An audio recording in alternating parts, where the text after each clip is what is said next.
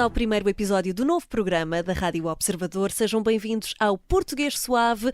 Todas as semanas vamos contar com Marco Neves, professor na FCSH, especialista em linguística, autor de livros da mesma temática, e ao longo dos próximos episódios vamos trazer o lado mais incrível da língua portuguesa e esclarecer dúvidas que todos nós temos. Bem-vindo, Marco. Bem-vindo, Marco.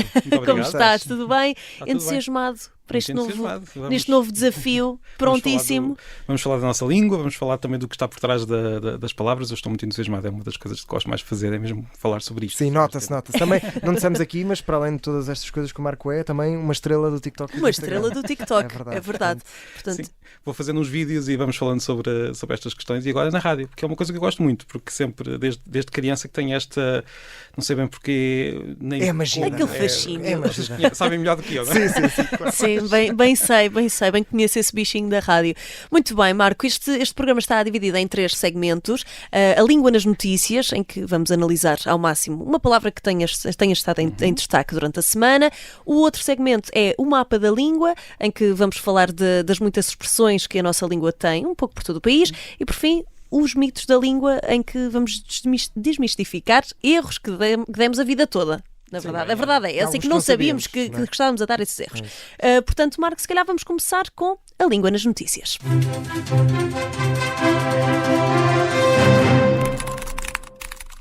Portanto, esta é a primeira rubrica do... Olha, rubrica é uma palavra que nós temos de falar. Pois é, rubrica ou rúbrica? Sim, mas não vamos responder a isso hoje. Fica para um outro episódio. Fica para outro episódio. Mas eu pensei numa palavra destes últimos tempos e pensei em genuflexório, que andou nas notícias. É uma palavra fácil de dizer, fácil não dizer, é? Sim. Eu estive aqui a expressar-me. O Marco a pensar para dentro. Genuflexório. É uma palavra difícil. Também debate, porque tivemos o debate nos Estados Unidos.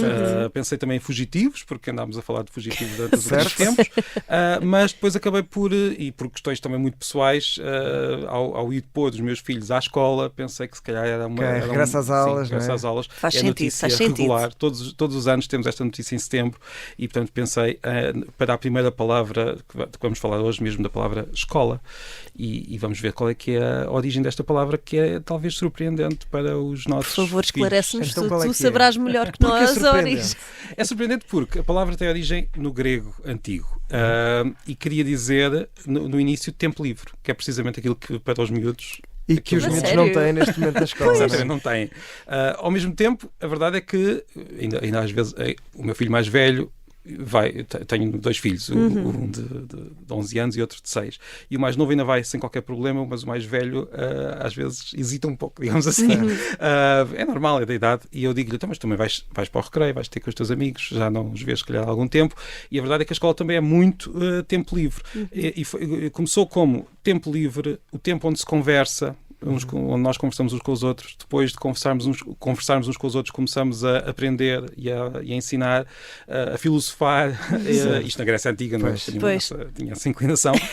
E daí acabou como o espaço onde se aprende e onde se ensina, e é dessa palavra scolé, do grego, que vem a nossa escola através do latim. Mas eu acho que, eu não sei se concordam comigo, mas não deixa de fazer sentido, porque nós também aprendemos muito a conversar com... Sim, claro.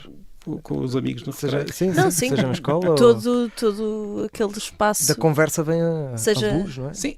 Sim. Mas não é... Não, também no recreio também temos... Os vossos amigos nunca vos ensinam. A mim aconteceu-me. Sim, muitas vezes.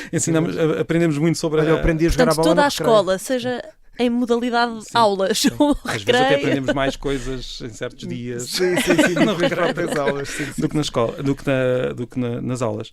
E depois também pensei noutra palavra que também está nas notícias, neste caso associada à escola, que é filho. Porque, na verdade, a escola está sempre muitas vezes nas notícias, não é? E a escola é importante para os pais por causa dos filhos. E há aqui uma curiosidade relacionada com a palavra filho, uma origem que quando alguém me pergunta qual é que é a origem que eu acho mais surpreendente das palavras da língua portuguesa, sem dúvida que é filho, a palavra filho. Ui. De todas as palavras. Pois é. Todas as Uau. origens. Agora estou muito curiosa para saber. Não sei, eu não vos vou perguntar porque é um pouco, como é que eu ia dizer, não é assim tão inesperado quando nós sabemos qual é que é a origem. Pá. É assim, nós sabemos que a nossa língua vem do latim, a maior parte das palavras vem do latim, só que esquecemos por vezes que o latim já vinha de outra língua, não é? E o latim vem de uma língua que tem um nome muito feio, que é o proto-itálico, que não existe na escrita, foi reconstruída. Sim. E este proto-itálico vem do. Isso há alguma coisa a ver com o itálico, aquelas letras Não. de lado no Word? Do Word, que costumam As ser letras são inclinadas. leitadas, não, mas tem que ver com a Península Itálica, que era por lá que se falava essa língua, e essa língua vem de uma língua mais antiga também, que é o proto-indo-europeu, e nessa língua que se falava há 6.500 anos no leste da Europa, a palavra filho era sunus. Sunus? Que não tem nada a ver com a palavra filho, mas tem a ver com uma palavra de uma língua que todos nós conhecemos, que quer dizer filho. Isso faz-me lembrar primeiro suínos. Não, mas não é. Credo. É mais sun, talvez. Sun, Exatamente. exato, Sun do em inglês inglês. vem diretamente dessa palavra por outros Se bem que há caminhos. filhos que são um bocadinho suínos. às vezes. Todos nós fomos, não é? Todos nós Sim, fomos. A certa altura das nossas Coitadinhos. vidas. Não sei, se há pessoas que sempre foram muito... Eu ainda não tenho, portanto posso dizer que os meus filhos não vão ouvir. Portanto, Sim, os meus filhos às vezes sim, sim. espero que eles não estejam a ouvir este episódio. Exato. É só uns minutos até tomar. Portanto, é mais parecido com o inglês. Sim, é mais parecido com o inglês. Mas a palavra filho vem do latim filius, que vem de uma palavra dessa língua que era algo como delius, que queria dizer sugador, aquele que mama. Sugador. ok. Ou seja, Alimentação. a palavra sugador queria dizer alguém que mama, alguém que está a sugar alguma coisa, acabou por, a certa altura, ser aplicado aos filhos, porque são E foi aqueles daí que veio. mamam. Portanto, ok. Sim, senhor. Tem eu o seu acho sentido. isto surpreendente porque é que eu acho surpreendente? Porque é preciso imaginar que houve uma geração qualquer que deixou de usar a palavra que usava para dizer filho e passou a chamar todos os filhos Sugadores. sugadores. Pronto, os ingleses dizem algo como Pois, little suckers. Pois, exato. Exatamente. Vai ser mais ou menos o mesmo. Pronto, e é isso. Estas são as palavras da semana. Portanto, conseguimos Escola perceber e a filhos. origem da palavra escola e da palavra filho. Faz Sugadores. sentido. Regressa às aulas. Ora bem. Portanto, todo Um sentido. abraço Muito para bem. os teus filhos, Marco. Exato. Se eles E tiverem que a te ouvir. perdoem São- por terem. São o Simão se e o ouviram Matias, isto. acho que pode ser o nome. Pronto, sim senhor. Um abraço para eles. Exatamente. Muito bem, vamos então passar ao próximo segmento. Vamos ao mapa da língua.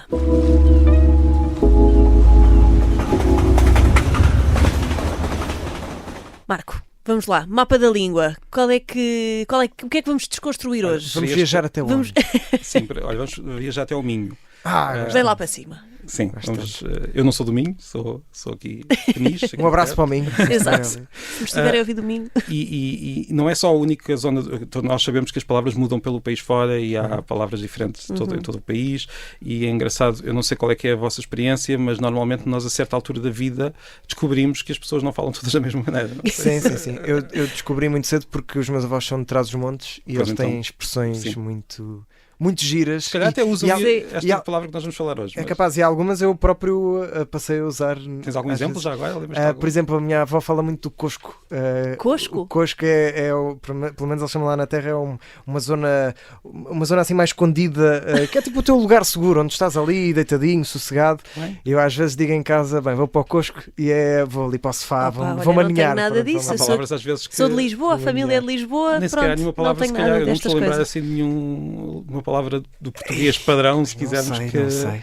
Que Vá dar a Mas cosco. cosco não sei. é já podemos engraçado. importar para o Cosco. português padrão. Acho que vou passar a usar cosco. Então, mas hoje vamos para onde? Bem, hoje ao vamos Minho, não, é? para o cosco, mas para a água, que é uma palavra que todos nós usamos muitas vezes, é essencial à vida, não é?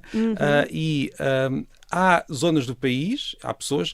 Nós, quando dizemos zonas do país, às vezes as pessoas ficam muito zangadas. Já me aconteceu fazer um vídeo ou um texto em que diga, numa certa zona diz assim, e há sempre alguém que diz, mas eu não digo. Pois. Mas isso é normal, porque isto é só uma questão quase de frequência. Há muitas pessoas que dizem, mas não quer dizer que todas digam Todas assim. o façam, claro. Isso é preciso dizer isto para que as pessoas não fiquem zangadas. Mas em muitas zonas, incluindo no Minho, ainda se usa muito uma expressão para a água muito antiga que é auga. Auga, sim. ouviram? Já ouvi Alga. também. Não Já sei ouvi se mais montes de- Iágua Sim, Já ouvi também- Iágua sim. do que Alga. Já ouvi a Iauga. Exato, a Iauga.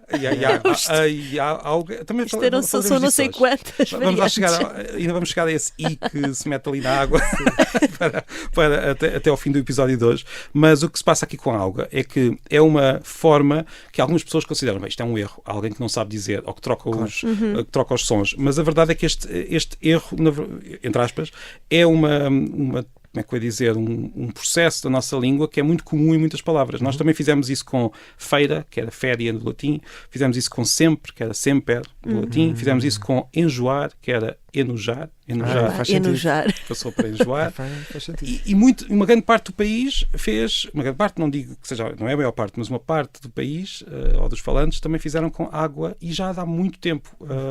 Aliás, é provável, é possível que a Auga até seja mais antigo do que a Água. Porque, primeiro, é usado nas zonas onde a língua, de onde é que a língua veio, lá do Minho. Certo. A nossa língua nasceu onde é hoje a Galiza e onde é o Minho. Portanto, e nessas duas zonas, tanto no Minho como na Galiza, onde se fala galego e onde a Auga é a forma mais comum, diz-se Auga. Depois aparece nos registros escritos logo desde o início. Água também, mas os registros escritos não foram o início verdadeiro, não é? A língua já se falava antes de alguém a escrever. E a verdade é que deu também origem a outras palavras como algado e algar, o que quer dizer que é pelo menos tão antiga como água. Okay. Talvez até seja mais antiga. antiga. Mas não foi escolhida para o como é que eu ia dizer, para o padrão. Mas Portanto, porquê que será que não foi escolhida? no Por ser galego mais... foi. Pois, exato. Mas nós escolhemos sempre em vez de sempre, escolhemos enjoar. Mas é por uma E já- questão de ser mais fácil de se dizer. Eu posso dar a minha opinião, não sei se... Não, mas já agora, por exemplo, como é que se escolhe isso? Quem é que escolhe? Quem é que decide? Quem é que decidiu? Ok, o nosso padrão vai ser água e não água. É assim, em geral, o que se passa é, quando as gramáticas começaram a ser escritas, já todas as pessoas falavam português. Isto não é o processo não começou por alguém, vou inventar uma língua, vou escrever. Há quem invente línguas, não é? Nós sabemos, mas o português não foi uma dessas línguas inventadas. Portanto, já as pessoas falavam e normalmente o que acontece é que quem faz as gramáticas começa a olhar à volta e ver o que é que as pessoas que têm um grande prestígio social também dizem, não é? Uma questão quase de etiqueta. E como as gramáticas foram escritas na zona de Lisboa e de Coimbra, pronto, foi por aí que embora em Coimbra também se encontre algumas destas palavras. Portanto, tem que ver muitas vezes simplesmente com quem é que estava à volta das pessoas que começaram a escrever as gramáticas. E por isso é quase uma questão... As pessoas têm tendência para achar que esta palavra é melhor, mas só é melhor porque começou a ser mais usada. Não há uma razão intrínseca da palavra. Portanto, é uma questão só quase aleatória por ser a palavra que por acaso em Lisboa e na zona centro Ficou se por usava ser mais. Mas também há aí água. Pois, falaste da água. Desculpa, mas eu fiquei com isto na cabeça. Eu quero muito perceber onde é que vem aí água. Olha, tens Há ali um tens aí i. água. Sim, tenho aqui água, Tens até aí vou à beber um frente. bocadinho. Tem ali um i no meio. Para quem não nos está a ver em vídeo e está a ouvir só, nós também temos o programa em vídeo no YouTube, No YouTube, e o Marco sim. acabou de beber um belo copo de água. da água. Então, de onde é que veio Sou a só água? de, já não dizia, não punhamos lá o I, mas exato. esse I, esse é um daqueles casos em que eu uma vez fiz um vídeo sobre isto e tive pessoas a dizer, eu nunca ouvi isto, nunca ninguém ouviu. Muitas vezes as pessoas simplesmente não notam, porque é tão natural à volta, que nem sequer notam que há este processo, que é um processo também muito antigo da nossa língua. Mais uma vez também se vê na Galiza, vê-se muito no Minho, e está, aliás, dentro de algumas palavras que fazem parte do padrão. Por exemplo, areia começou por ser areia, e nós com o tempo começámos a pôr ali aquele I, porque quando nós temos duas vogais seguidas, há uma tendência, não é uma regra, não é uma obrigação, mas há uma tendência para nós pormos ali o I, que se chama semivocálico, em que faz uma espécie de transição suave entre as duas vogais, e portanto nós pomos areia, passou a ser areia, com o I ali no meio, e a pessoa no norte faz também muito a água, para não ser dizer a água, portanto repetir o mesmo som é mais musical duas vezes, é um bocadinho mais musical. Os falantes Eu fazem confesso isto que sem gosto muito de pensar. dizer a água. A água. Confesso, gosto muito. Isto tem um nome técnico já agora. Por favor, não sei se as diz-nos. pessoas gostam de... aquela troca dos sons chamava-se a metatse. Vou apontar. Conta aí, André. E este I chama-se I hipentético. Hipentético. O I que nós acrescentamos. Exatamente. E pentético. Os cientistas em todas as áreas gostam sempre de inventar assim uns nomes. Pronto, portanto, hoje no glossário, metade. Temos que começar a apontar as palavras que vamos aprendendo exato, com o Marco ao longo dos próximos No final somos programas. especialistas em gramática. Exatamente, muito bem. Então, esclarecemos aqui a origem da palavra água, falámos de alga e água também. Água não, água já estou a inventar. Não sei quantas variantes para a palavra água. Portanto, vamos passar aqui ao nosso segmento, ao terceiro segmento, mitos da língua.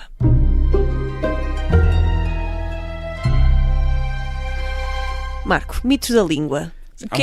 Há muitos, bastantes até. Como é que vamos começar? Portanto, aqui vamos descortinar aqui alguns erros que normalmente damos. Ou erros ou ideias falsas, porque muitas vezes nós também cometemos erros de português.